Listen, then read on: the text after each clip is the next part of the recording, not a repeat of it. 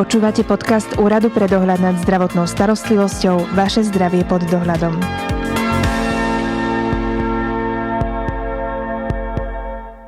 Dobrý deň, vážení poslucháči, vitajte pri počúvaní nášho ďalšieho podcastu. Pri jeho príprave sme sa nechali inšpirovať nedávnym kongresom sociálnej poisťovne v Hornom Smokovci. Diskutovalo sa tam aj o tzv. Fiktívnych PN a neoprávnených invalidných dôchodkoch. Na diskusii sa zúčastnil aj predseda úradu Michal Palkovič, ktorého vítam aj v našom štúdiu. Dobrý deň, pán predseda. Dobrý deň, prajem. Moje meno je Monika Beďková a aj dnes vás budem sprevádzať našou reláciou. Pod fiktívnou práceneschopnosťou si predstavujem to, že lekár vypíše človeka z práce na základe diagnózy, ktorú ten pacient alebo pacientka v skutočnosti nemá. Zjednodušene povedané, práci sa na základe rozhodnutia lekára vyhne zdravý človek. To je však podvod, nie? Ak sa teda bavíme o tom, že je vystavená dočasná pracovná neschopnosť vedome na nepravdivom základe, tak áno, z pohľadu práva ide o podvod a minimálne teda o výrazne zneužívanie sociálneho systému. Pripúšťate, že pacient môže byť napríklad aj zdatný simulant a lekára tak povediac prekabáti. To znamená, že za tým nemusí byť hneď len úplatok. Z tých poznatkov, ktoré aj my na úrade pre dohľad máme, keďže sa rôzni občania na nás obracajú s rôznymi podaniami, aj keď to nie je úplne kompetencia úradu, tak musíme povedať jednu vec, že jednak je to samozrejme možnosť aj nejakého úmyselného konania, čiže vedome môže klamať jak pacient, tak vedome môže klamať aj lekár. Ale môže byť aj niečo, čo by sme mohli nazvať, že medicínska neistota. To znamená situácia, kedy ten lekár môže, povedzme, že hrať na istotu. Inak povedané, že môže tam byť reálny scenár, kedy ten lekár ako keby pre istotu toho pacienta vzhľadom na kľudový režim a nejakú lepšiu perspektívu vývoja toho ochorenia, ktoré ten pacient má, tú PN-ku vystaví. Tiež môžeme sa baviť aj o tom, že môže tam byť nejaký časový stres, môže nemať úplné informácie a teda vystaví tú PN-ku nie na podklade nejakej extenzívnej informačnej bázy, ale v podstate väčšinou koná v prospech toho pacienta. To musíme tiež povedať, že ten lekár vo väčšine a veľkej väčšine prípadov, keď vystavuje práceneschopnosť, koná v prospech pacienta, nie proti nemu.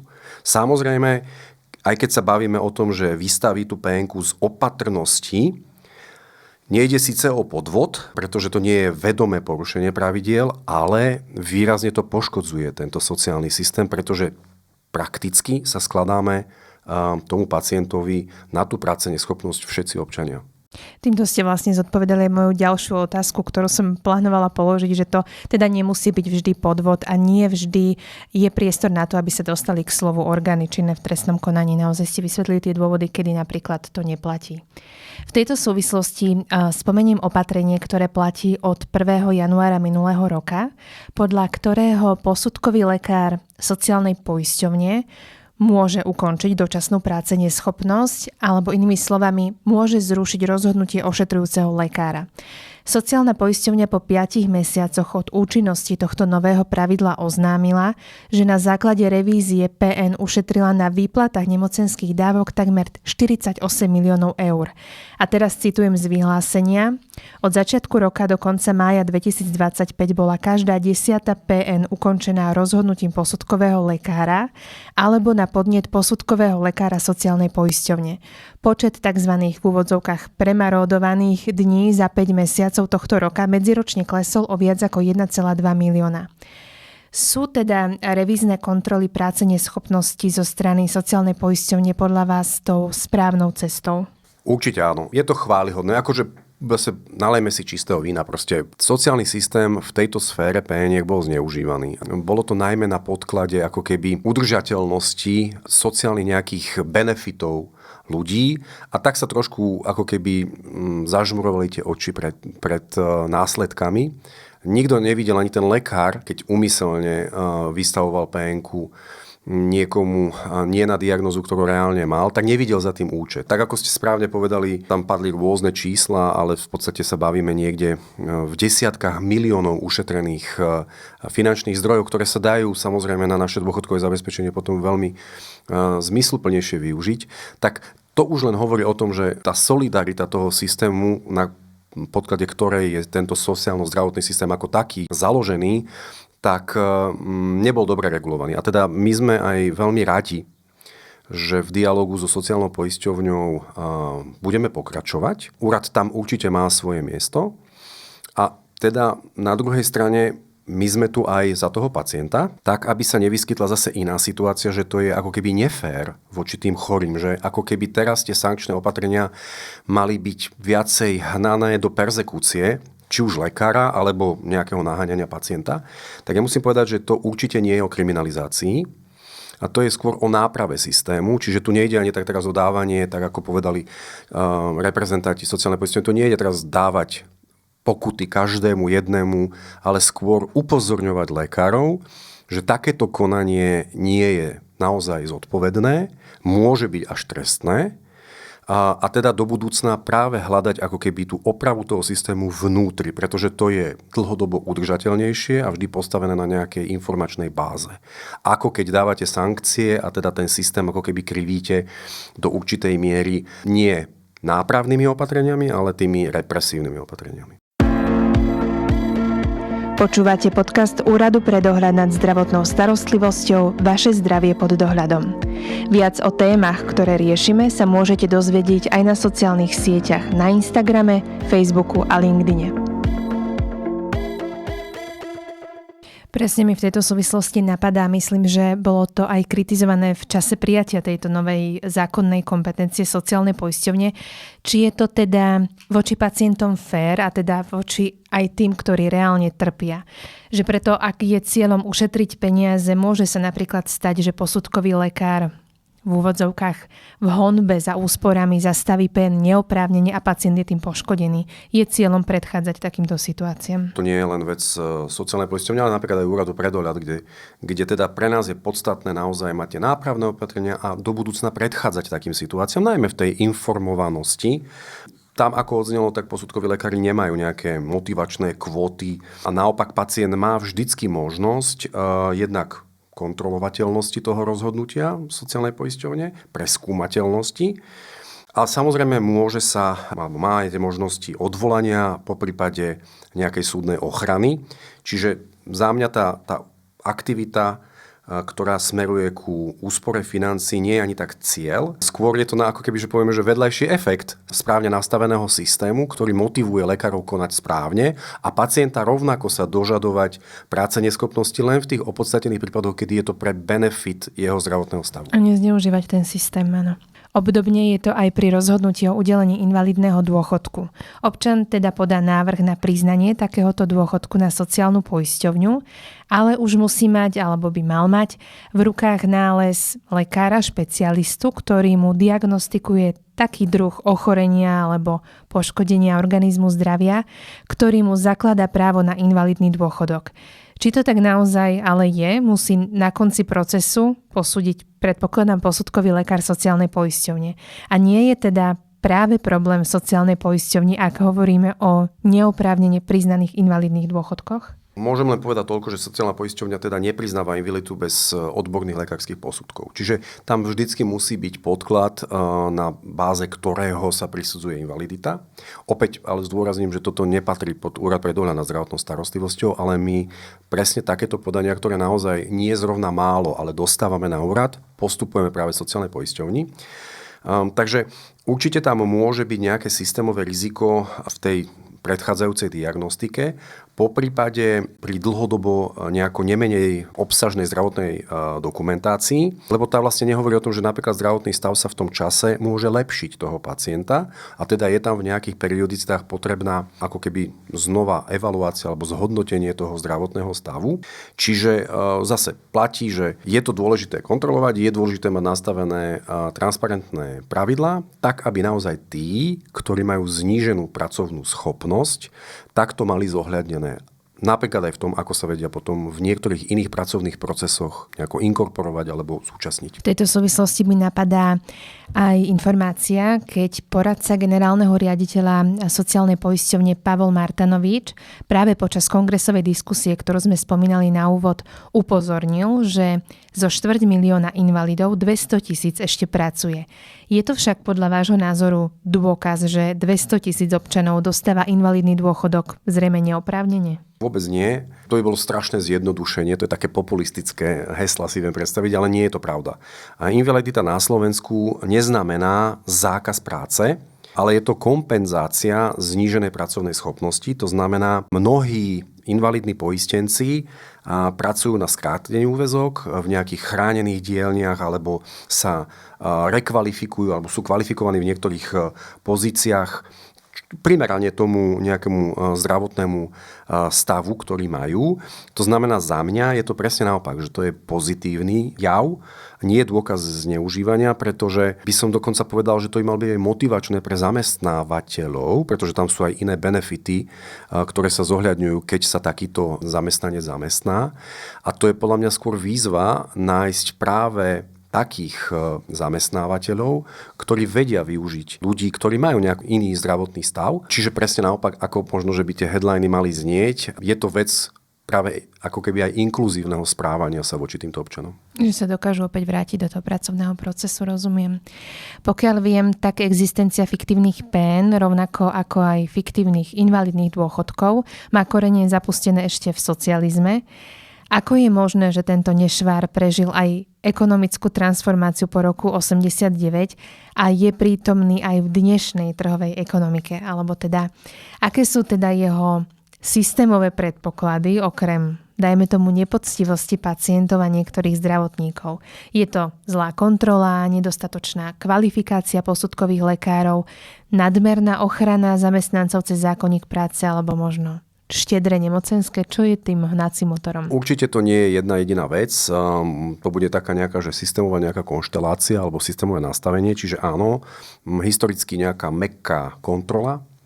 Bolo bežné, že proste ľudia sa hodili na PN-ky v socializme a potom chodili na fúšky. Čiže áno, nejaký prežitok aj z dôb, kedy tá kontrola nebola možno že adekvátna a dosť dlho to prežívalo. A teda veľmi dobré je, že sa tomu sociálna poisťovňa venuje. Práve kvôli nám, tým, čo platíme odvody a teda by sme chceli, aby boli aj účelne využívané. Ďalšia vec, samozrejme, regionálne rozdiely. Chudobnejšie regióny vždy boli vo väčšej miere práce neschopnejšie v tomto ohľade, čo neznamená, že by to tam len vyplývalo z neužívania. To musím povedať, že to, že tam je viacej PN, je určite aj z dôvodu ťažkej fyzickej práce alebo horších nejakých pracovných podmienkach, pretože tam sú viac tie robotnícke profesie zastúpené a teda je tam vyššia nezamestnanosť. Ak sa nemýlim, sociálna poisťovňa spomínala práve východné Slovensko a Kysuce, myslím konkrétne. Áno. Ale nie je to teda spojené s nejakým nadužívaním práve v týchto okresoch, ako ste spomínali? Tie chudobnejšie regióny majú naozaj ťažší život tí ľudia a aj to uplatnenie je tam skôr v priemysle a v odvetviach, ktoré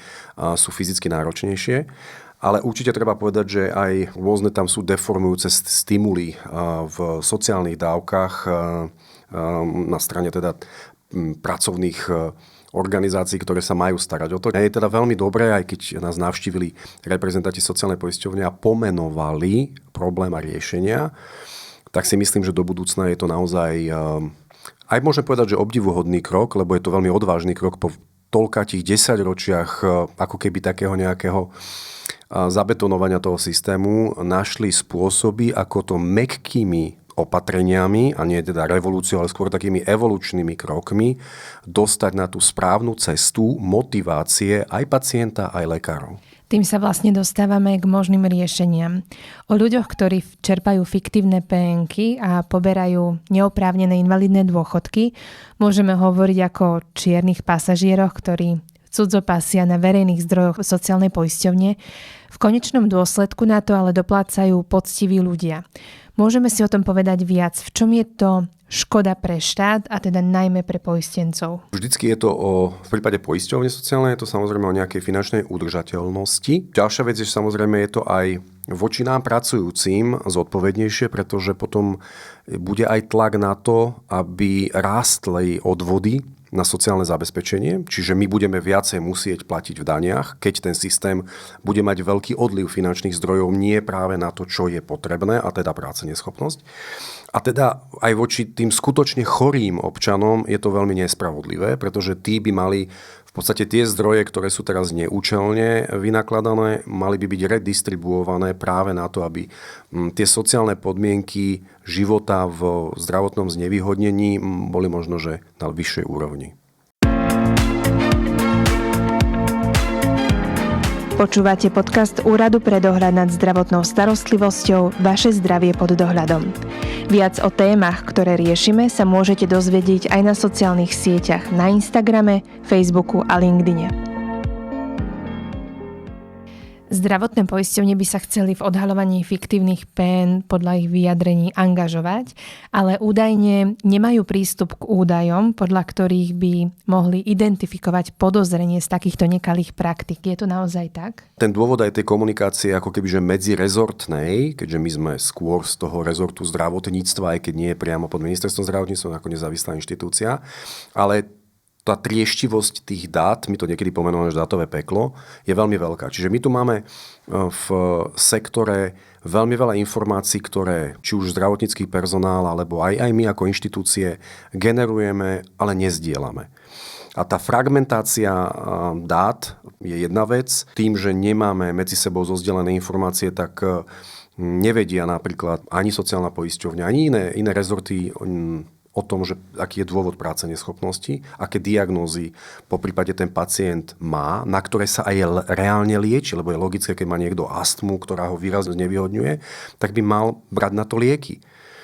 Ale sociálna poisťovňa ako keby si nevedela overiť, či skutočne ten pacient, ktorý má napríklad astmu 20 rokov, posledných 5 rokov vôbec berie na to nejakú liečbu, alebo je to len nejaké pretrvávanie toho systému v tom nastavení spred 20-30 rokov a nie je tam reevaluácia taká, aká by možno nemusela ani byť, lebo keby tie zdroje dátové boli, tak netreba si predvolávať pacienta, posielať ho na nejaké konziliárne ďalšie vyšetrenia odborné. Zbytočne sa zaťažuje systém zase finančne, síce to ide z inej kapsy, ide to zo verejného zdravotného poistenia, ale stále sú to naše zdroje zdaní. Hej.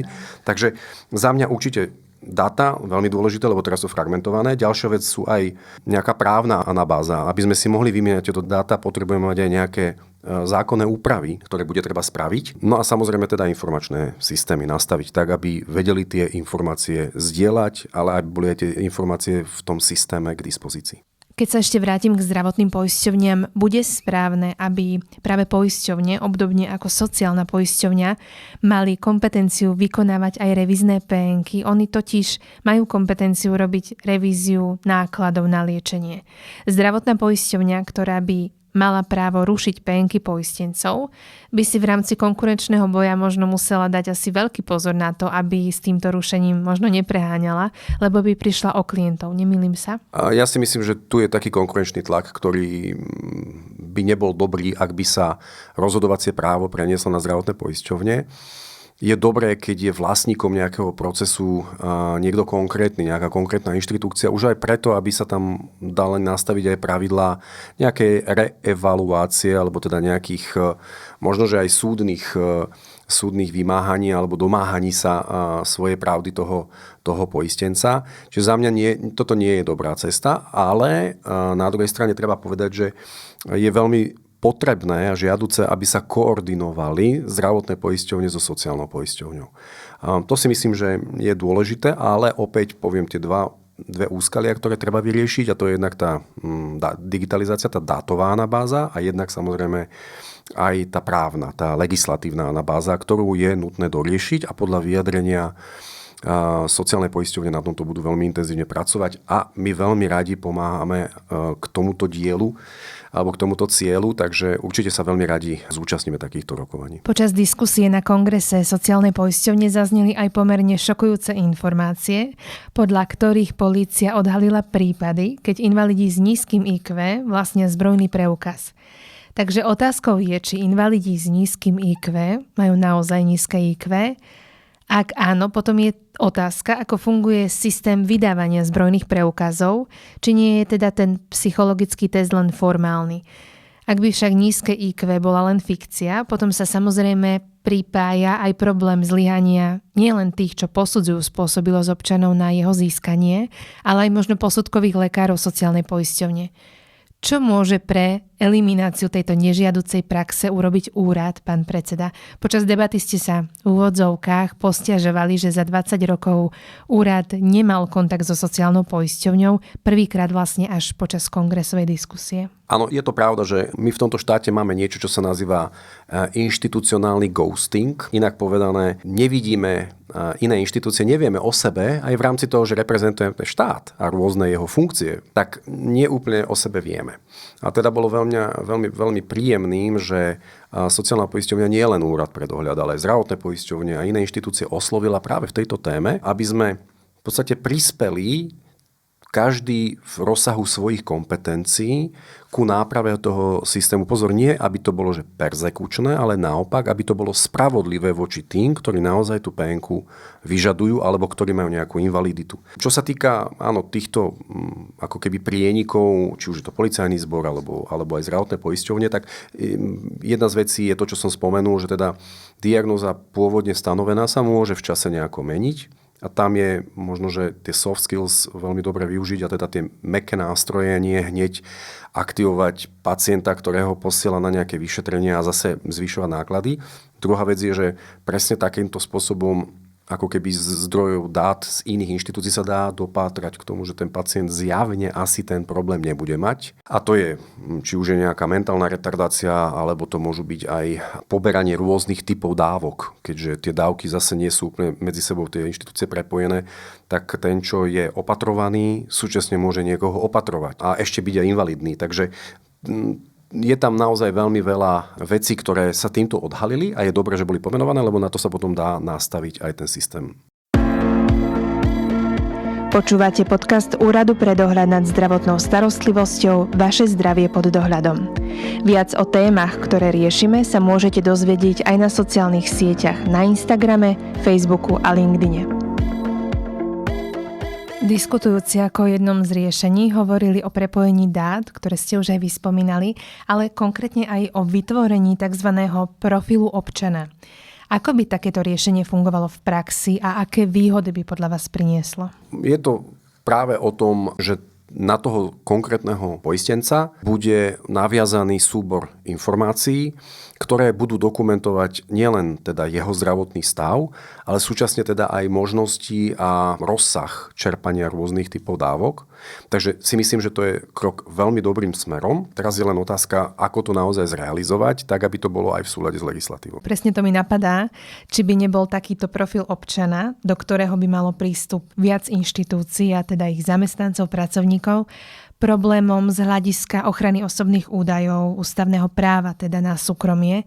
Poradca generálneho riaditeľa sociálnej poisťovne Pavol Martanovič v tejto súvislosti povedal, keď niekto chce dostávať sociálnu dávku, musí strpieť, že sa zdieľajú jeho dáta o zdravotnom stave. Je to v poriadku? Keď niekto chce čerpať zdroje, ktoré sme my všetci vytvorili, tak áno, musí strpieť nejakú mieru možno, že väčšieho profilovania, ale zase by to nemal byť taký ten Big Brother, ktorý proste príde a niekde zvonku po tajnosti skúma a teda nejakým spôsobom sa ako keby neúplne oprávnene dožadoval informácií. Čiže za mňa mal by byť to jedno rozhodnutie, jedna pravda, inak povedané, aby tam vždy bol nejaký konkrétny adresát a to, že tam vstupujú iné organizácie, ktoré nalievajú do systému informácie, je skôr pre toho konečného jedného adresáta, a to by mala byť sociálna poisťovňa, aby správne rozhodovala. Čiže nie je ani tak, že opačne, že iné inštitúcie ako keby pristupovali k tým informáciám a čerpali z nich, ale skôr naopak, aby tá anabáza pre sociálnu poisťovňu bola čo najširšia, aby mohla čo najkompetentnejšie a najspravodlivejšie rozhodnúť.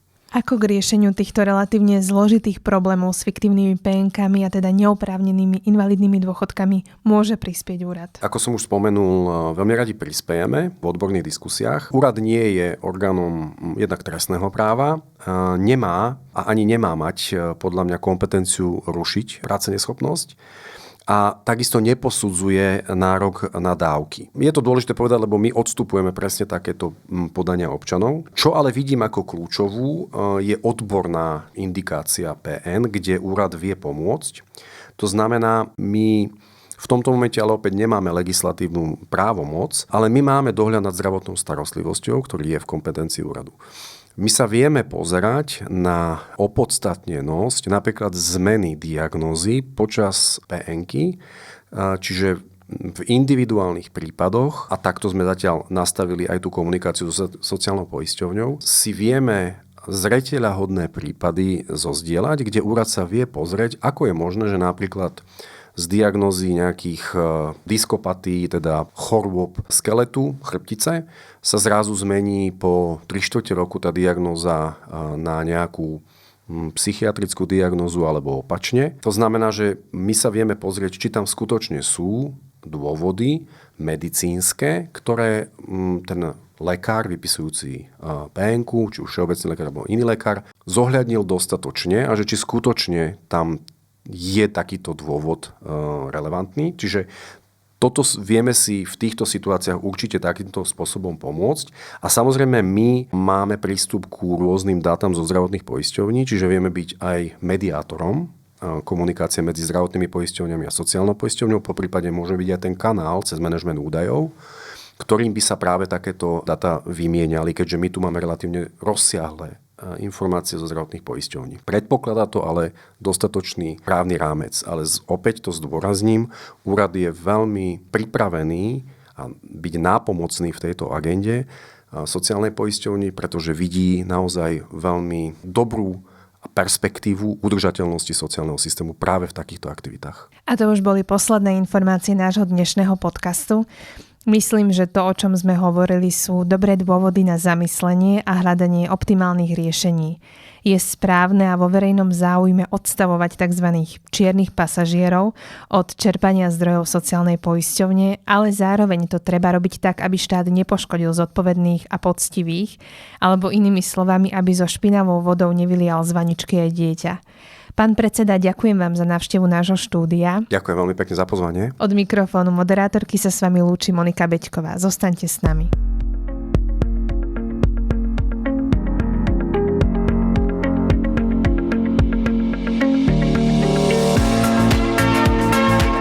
Viac sa o práci Úradu pre dohľad nad zdravotnou starostlivosťou dozviete na našom webe udzs.sk.sk a na sociálnych sieťach. Sme tu pre vás.